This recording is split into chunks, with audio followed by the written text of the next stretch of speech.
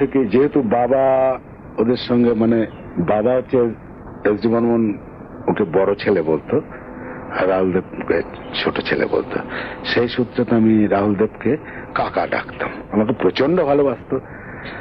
তারপর আমি তো বম্বেও গেলাম 1988, অনেক কাজ করেছি ওদের সঙ্গে, স্টুডিওতে ঘুরেছি, ফিল্ম সেন্টার, সানি স্টুডিও, ভীষণ।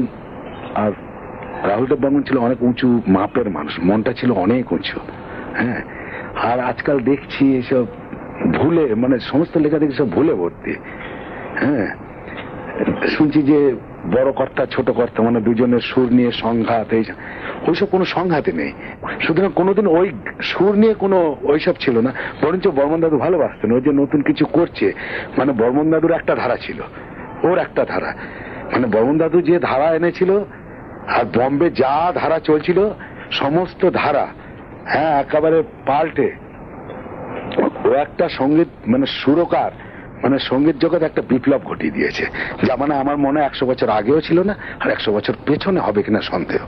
হয়তো হবে, সবই হবে, কোনো কিছু তো আর অপূর্ণ থাকে না। হ্যাঁ, সুতরাং রাহুল দেব বর্মন সবসময় গ্রেট, ও জিনিয়াস, ট্যালেন্ট নয়, জিনিয়াস। ওর কোনো লিমিটেশন নেই। একটা সুর করতো, আমি দেখেছি একটা সুর করছে, ও রেকর্ডিং চলছে, রেকর্ডিং কে গাইছে? আশা আন্টি, আশাজি একটা গাইছে তরফ ছবি সিনেমা, আমি ওখানে, সে তরফ ছবিতে কাজ হচ্ছে, একটা সুরকে বা ইজাজাত একটা সুর, যে সুরটা করলো রেকর্ডিং চলছে, ও বললো যে আশা প্লিজ তোমায় একটা কষ্ট দিচ্ছি, হ্যাঁ ওয়ান মোর, আরেকটা তুমি এই জায়গাটা এরম করো তো, ও মা ওটা করলো, আবার ওটাকে পারবে, মানে ও কিছু তো মানে আরো যে ভালো, মানে যখন রেকর্ডিং চলছে ফাইনালটে ও সমানে চেঞ্জ করে যাচ্ছে, এরকম ধরনের, মানে সবসময় একটা জিনিসকে ওই যে ইম্প্রোভাইজেশন, ওর ইমাজিনেশন অনেক উঁচু মাপের। আপনার কি মনে হয় যে আপনি নিজে একজন শিল্পী, আর ডি বর্মনের মিউজিকের মধ্যে কি এমন ছিল যেটা আজ এত বছর পরে লোকেরা মানে সেটা ভুলতে পারছে না? কি এমন মিউজিক আছে যাতে আর ডি বর্মনকে আর সব মিউজিক যেটা থেকে আলাদাভাবে চেনা যায়? সেটা হচ্ছে রাহুল দেব বর্মন সবচেয়ে বড় জিনিস হচ্ছে, সেটা হচ্ছে ছন্দ।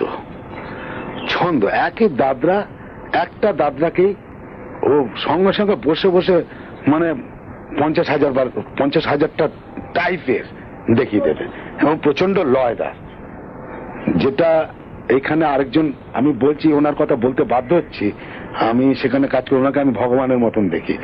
তিনি হচ্ছেন আমাদের এখানকার পণ্ডিত অজয় চক্রবর্তী।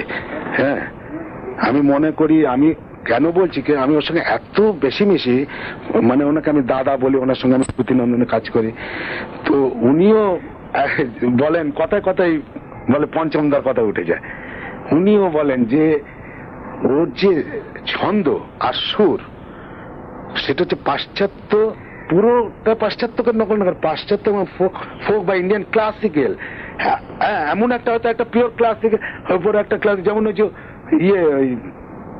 ইয়েটা রায়না বেতে যায় ললিতের ওপর, হ্যাঁ, হঠাৎ একটা অন্য পর্দা লাগিয়ে দিল টুক করে, কিন্তু ওই যে লাগানোটা, ওর কথা হচ্ছে একটাই কথা, যে লাগালেই হবে না, কিভাবে কোথায় লাগাবো সেটাই হচ্ছে বড় কথা।